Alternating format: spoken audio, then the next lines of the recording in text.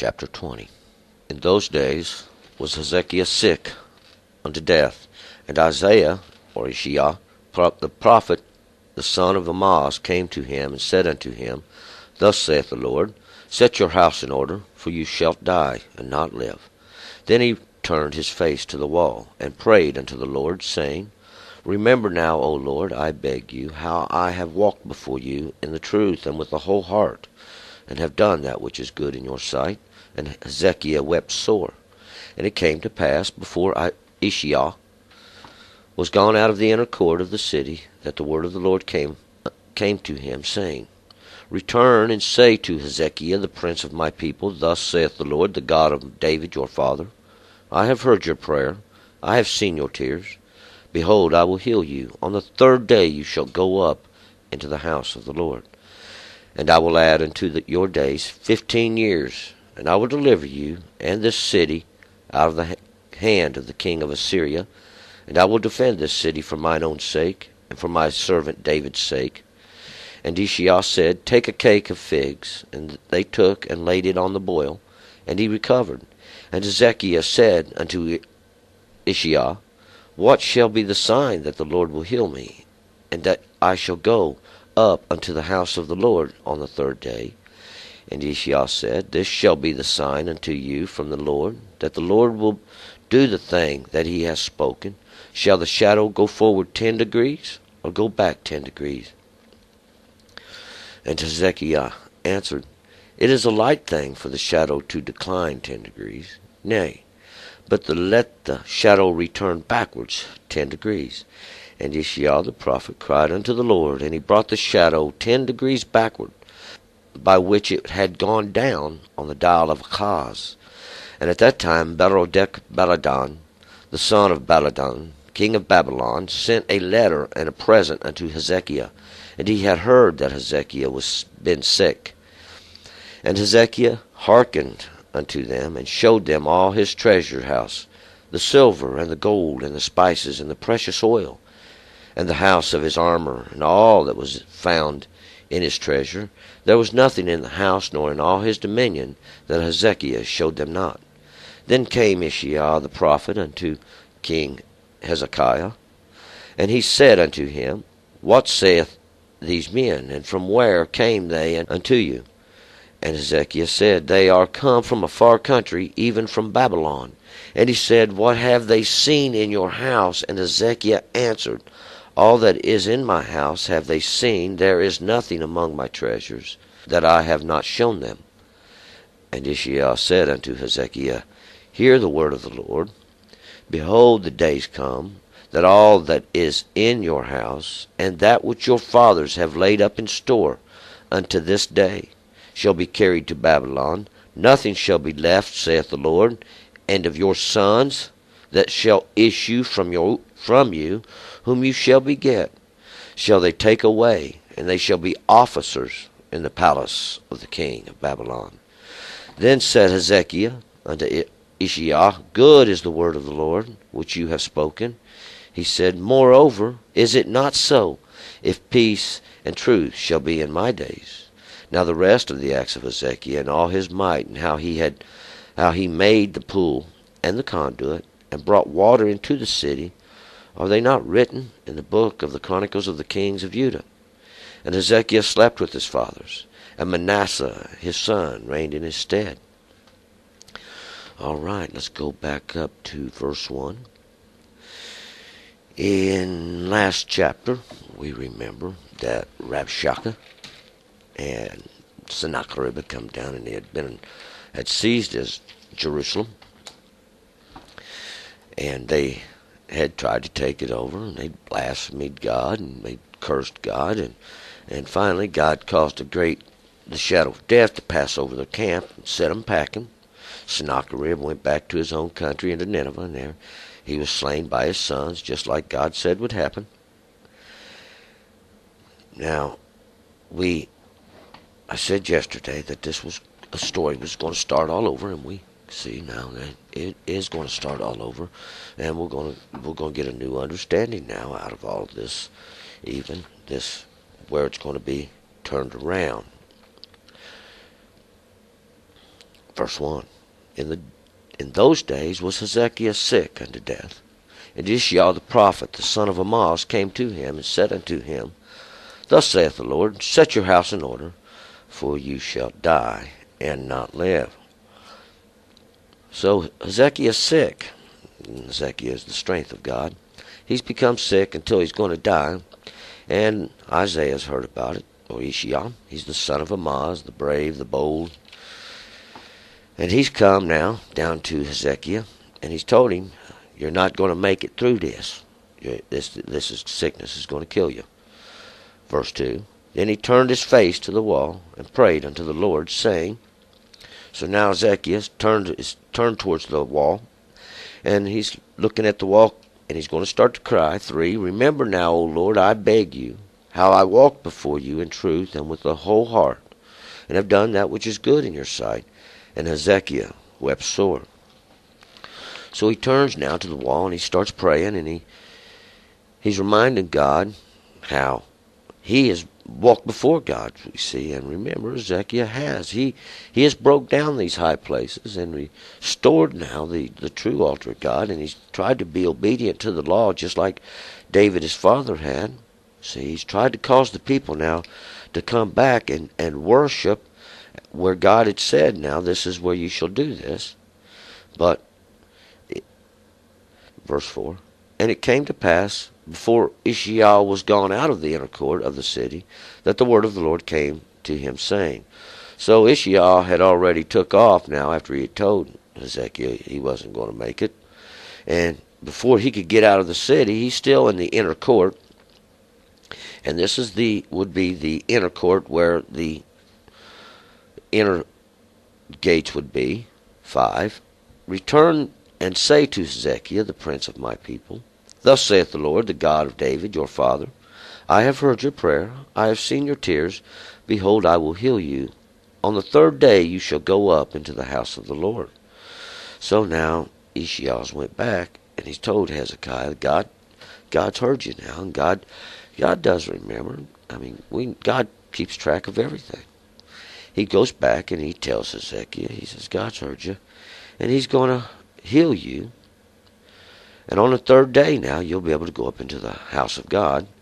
So on the 3rd day, see, he's going to be able to sanctify himself and go up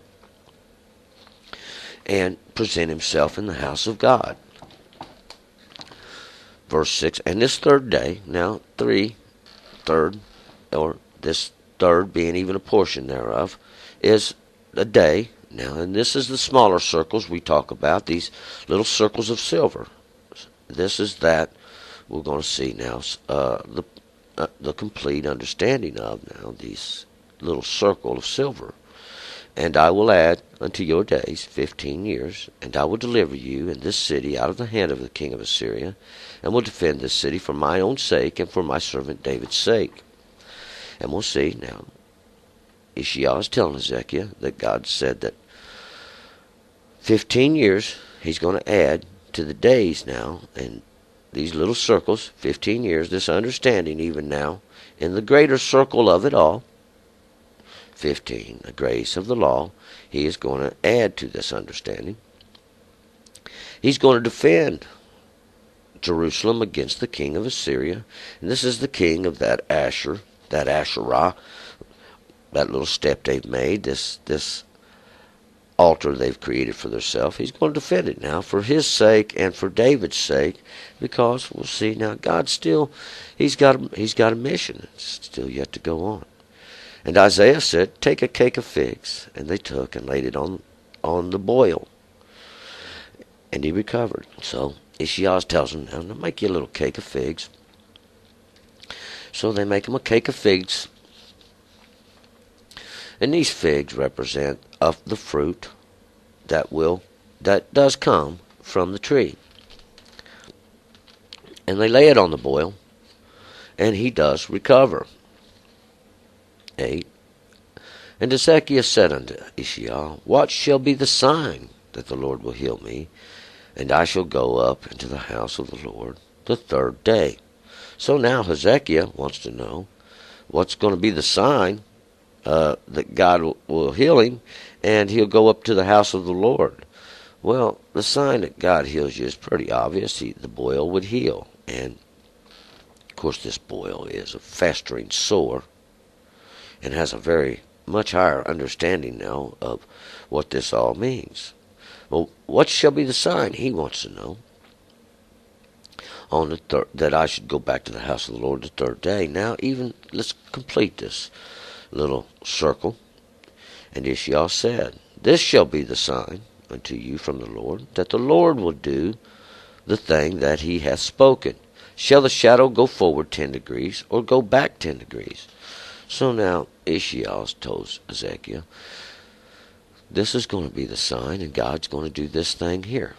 Now, what shall the sun do? Shall it go forward 10 degrees, or shall it return 10 degrees? And Hezekiah, verse 10, answered, It is a light thing for the shadow to decline 10 degrees. No, but the shadow returned backwards 10 degrees. So now Hezekiah, he's already been almost brought to death. He says, well, it would be an easy thing now for the shadow to go down 10 degrees, or go forward 10 degrees, but let the shadow go back 10 degrees. Let time go backwards. Now, even 10 degrees. This law, even in this, as we're getting ready to find out what these degrees are. 11, and Ishiah the prophet cried unto the Lord, and he brought the shadow 10 degrees backwards, by which it had gone down on the dial of Achaz. And we remember Achaz. Achaz was those that God had taken hold of. See, those that God had grabbed now, and he was going to use them for punishment. Now, Ezekiel has done right, but we're going to see that this shadow, this dial of Achaz was still in place. And we're going to find now what this all means. The 10 degrees is the law. And it's going to go back now to the period of time was like unto Achaz, even now this dial of Achaz, or this circle that is marked out by the shadow of Achaz.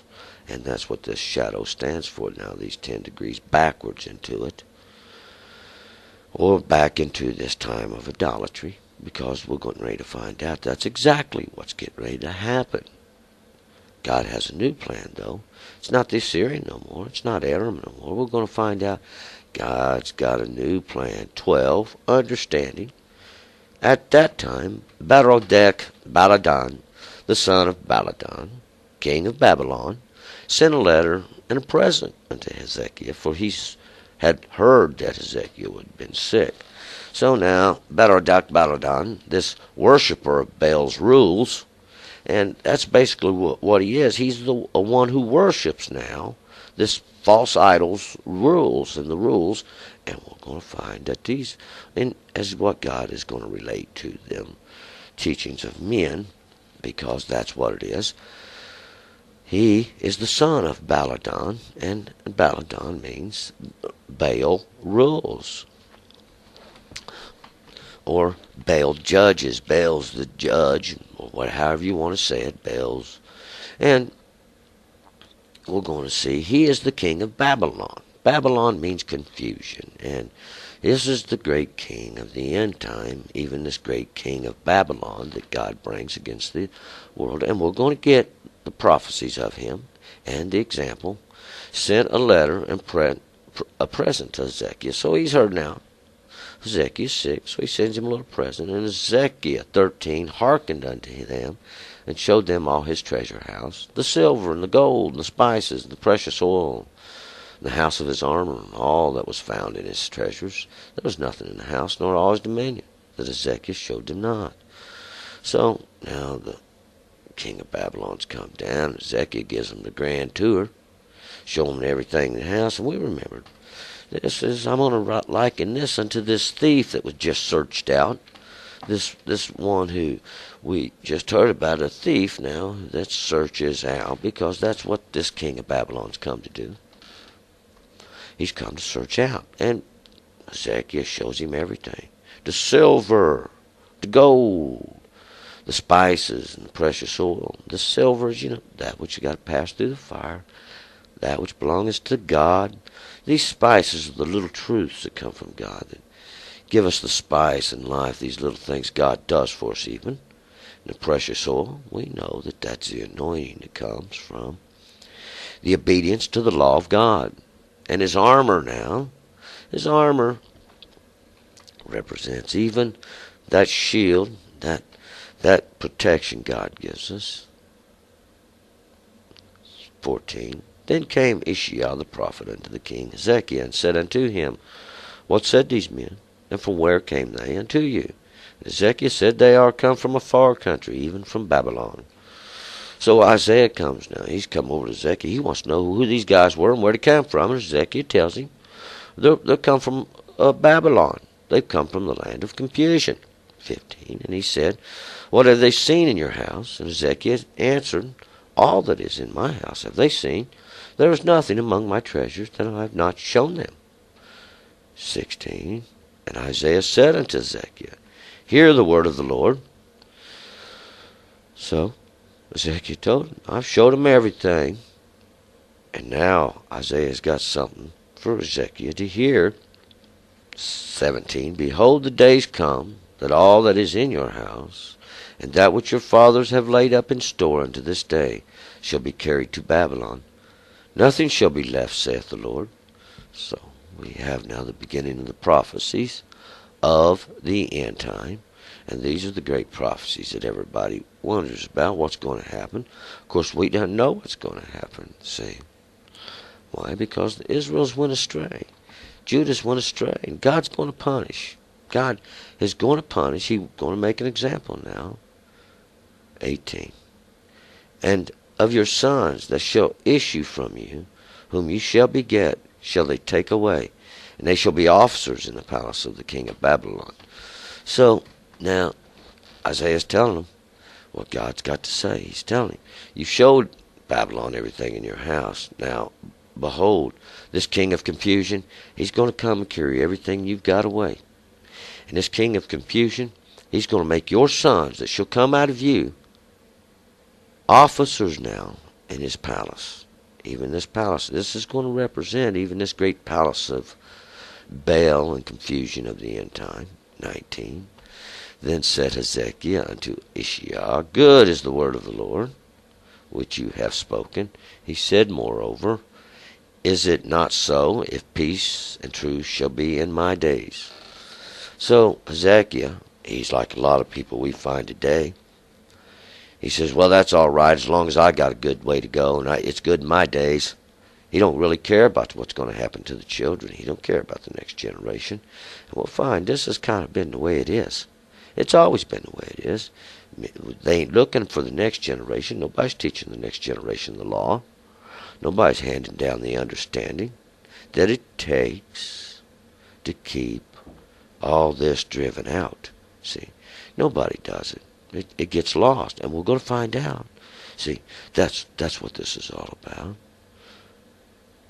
And we're going to see now the rest of the acts of Hezekiah and all his might, and how he made the pool and the conduit and brought the water into the city.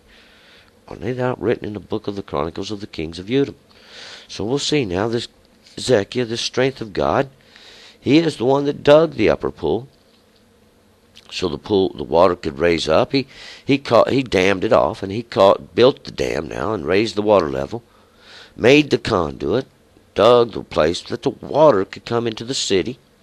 Even this understanding, and it's written there in the book of the Chronicles. Hezekiah's life is well documented. 21, and Hezekiah slept with his fathers, and Manasseh his son reigned in his stead. So Hezekiah's dead, and we see God has turned it around here now. He's told Hezekiah, it ain't no good going to come now to your house. I'm going to take your sons, and I'm going to make them the officers of this king of Babylon. Now he's going to take away everything, all the treasures now of this place. And he dies. And Manasseh means cause to forget. See, because they've caused their children to forget. Now God's going to cause you to forget. And we're going to see that, and this is the beginning of the delivering up. God's going to begin to deliver up now, even those that, and this is going to be the great example of those that's going to be punished in the end time for their idolatry. All right, let's go ahead and move on to chapter 21.